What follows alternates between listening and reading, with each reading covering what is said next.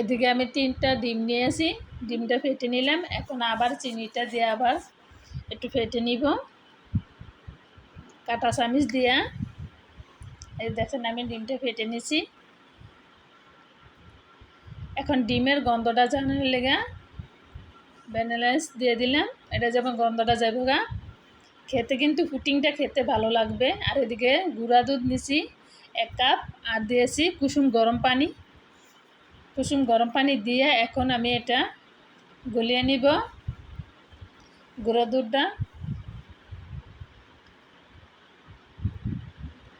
যেমন কোনো বাবল না থাকে একদম গুলিয়ে নিব ভালো করে আমি। আর এদিকে আমি ক্যারামেলটা বানিয়ে নিব। যে চিনি দিয়া প্রথমে একটু পানি দিয়েছি। এই যে দেখছেন আমার ক্যারামেলটা হয়ে গেছে গা।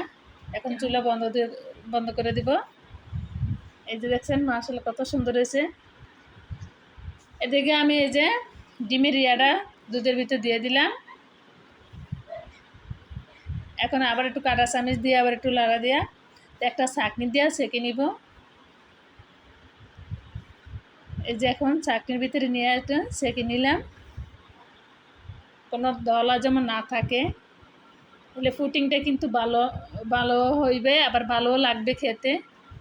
এই যে দেখছেন এখন এটা আমি ফেলাই দিব। এখন এই যে পুডিংয়ের ঢাকনা দিয়া এখন এই যে এটার ভিতরে আমি পানি বসায়া এখন পুডিংটা দিয়ে দিলাম। এখন এই ছেদ্রির একটা কাগজ দিয়ে করে দিব। আমার পুডিংটা হয়ে গেছে মাশাআল্লাহ। দেখবেন এখন এই যে গরম, দেখছেন আপনারা চুবি থাকলেও এরকম দিয়ে করে ট্রাই করে নিতে পারেন। আমি হাত দিয়ে দেখলাম মাশাআল্লাহ অনেক সুন্দর হয়েছে। একটু ঠান্ডা হইলে তারা নর্মাল ফ্রিজে একটু ঠান্ডা করে নিলাম। এখন ছুরি দিয়ে কেটে নিব। মাশাআল্লাহ দেখছেন কতটা সুন্দর হয়েছে পুডিংটা। গুঁড়া দুধ দিয়া ঝটফট বানাই লইলাম পুডিং, দুধের পুডিং বানাই লইলাম।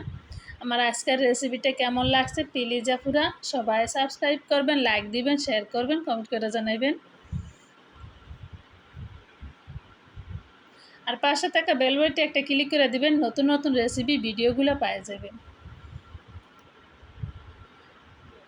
মাশাআল্লাহ দেখছেন কতটা সুন্দর হয়েছে। আর খেতে কিন্তু অনেক ভালো লাগে, সবাই কিন্তু এই পুডিংটা বেশিরভাগ পছন্দ করে।